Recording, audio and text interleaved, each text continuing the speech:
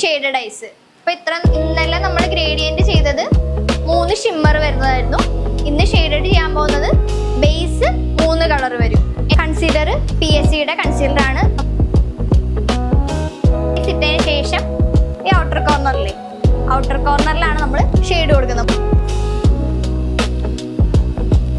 അപ്പൊ ഞാൻ ബേസ് ഇട്ടു, ഒരു ലൈറ്റർ ഷെയ്ഡ്, ഒരു ബ്രൗൺ അല്ലെങ്കിൽ ബ്ലാക്ക് ഇട്ട് കാണിച്ചു തരാം.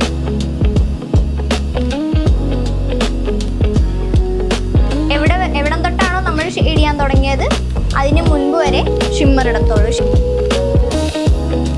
കേറില്ല, നമ്മൾ മനസ്സിലാവില്ല. നിനക്ക് മനസ്സിലാവുന്നുണ്ടോ? ഞാൻ കുറച്ച് ഈ ഷെയ്ഡൊന്നും കാണാണ്ട് ബ്ലാക്ക് മാത്രം